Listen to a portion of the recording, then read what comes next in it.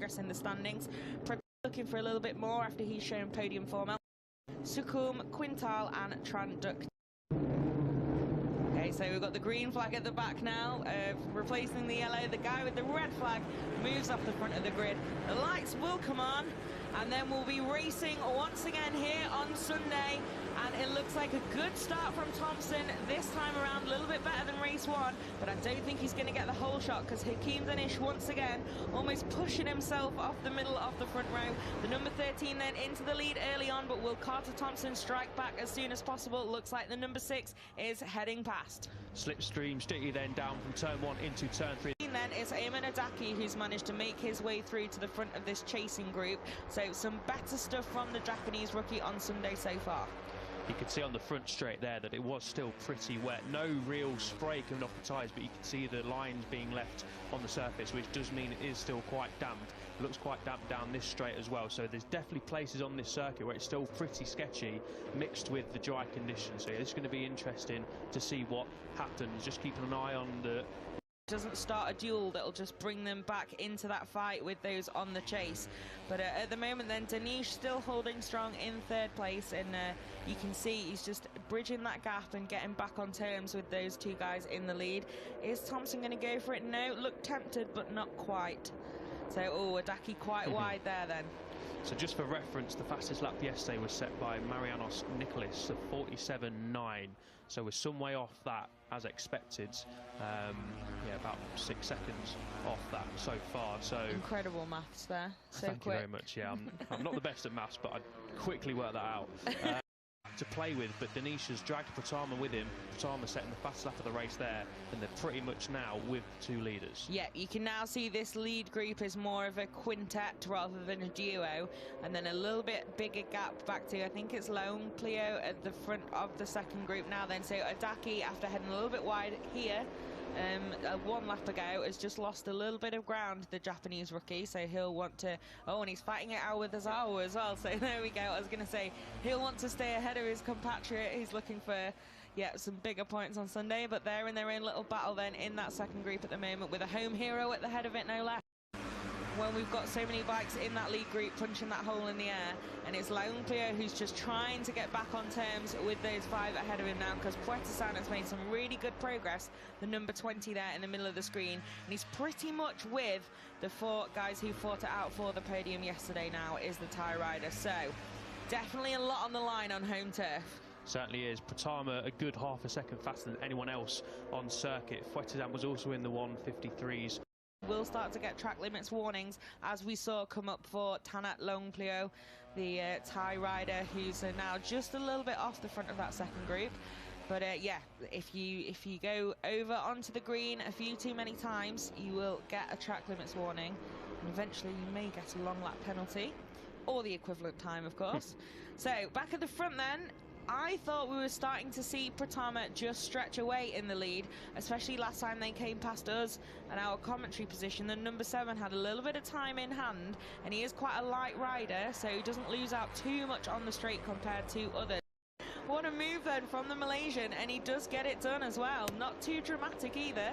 So really nice stuff from the number 13 to take back the lead, and Thompson bit wide there, bit of extra dirt track practice, but all okay for the number 6 and slots back into the group.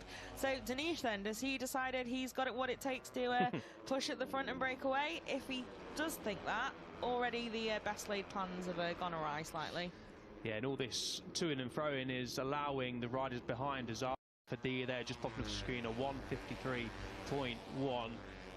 The only riders in the front group that were in the 153s were Mie and Pratama, and they were 153.9. So best part of the second clawed back then for the riders just behind.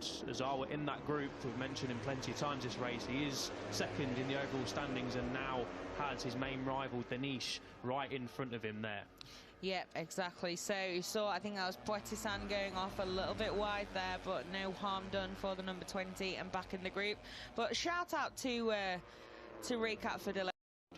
in the Talent Cups and in the lower classes, don't we? Sort of stick behind me, mate, I've got some pace, but it's never really I don't remember anyone ever really. The only time I remember people doing that, and it wasn't even from a seat tap, it was just like a wise decision, was following Pedro Acosta from the pit lane in Doha. Yeah. When it was just like, okay, fair enough, like anyone who can stay with him, let's go. Yeah. Quite an obvious kind of leader of the pack on that comeback mission there.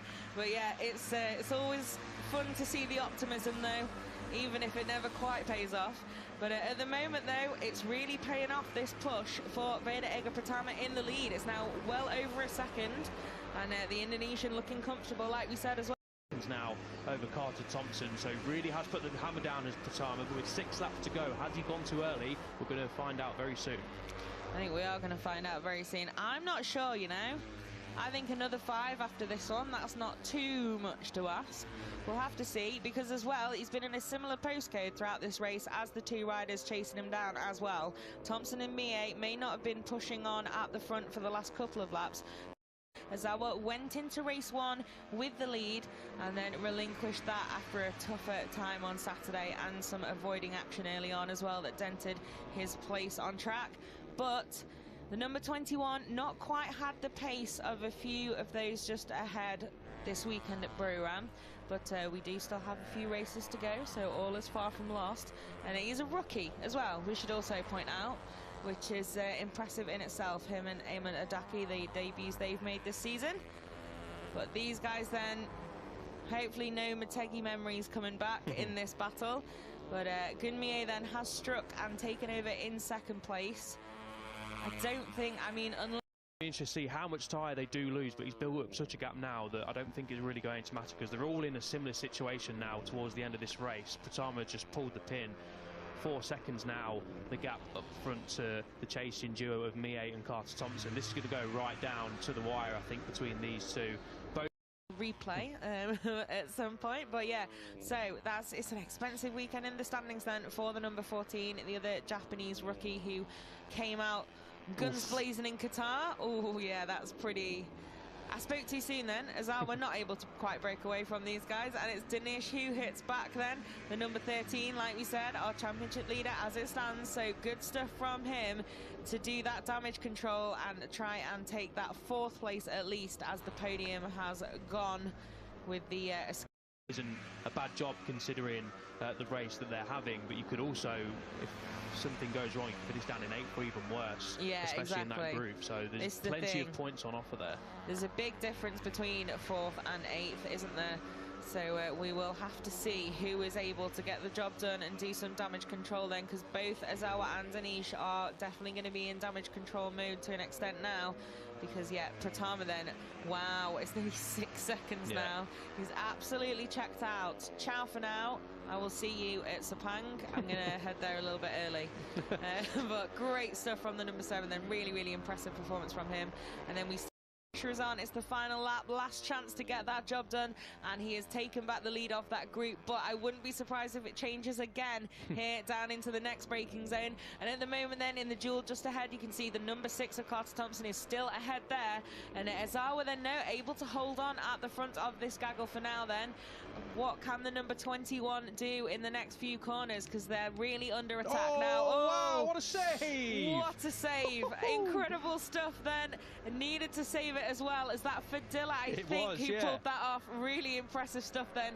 It's not going to be the front of this group then for Raycat Fadilla, but still it's going to be some good points after that, and that will be interesting in a couple of minutes, because Carter Thompson was on the green there, the number 6 just a little bit wide, and it's on the last lap. Remember, that is when it can be. It's so vital to show you've lost out, and he definitely did not. Mie, though, looks like he's going to try and take it regardless. They're coming down into the final corner, and I think we can see Gun Mie has gone for it. Who is going to come out on top on the drag to the line? It's going to be Carter Thompson, I think, but we're going to see what happens afterwards with that green on the last lap. And this group then, Azawa does hold on. Is he angry? Is he happy? Not quite sure. Azawa taking that 4th place ahead of Puerto-San Rizwanto, and Danish shuffled down to the back of that little group then in the end, with Fadilla pulling off that stunning save. Lakan, some good points for the Thai rider there, and Trihadaka completing the top 10. Catch a little bit of breath.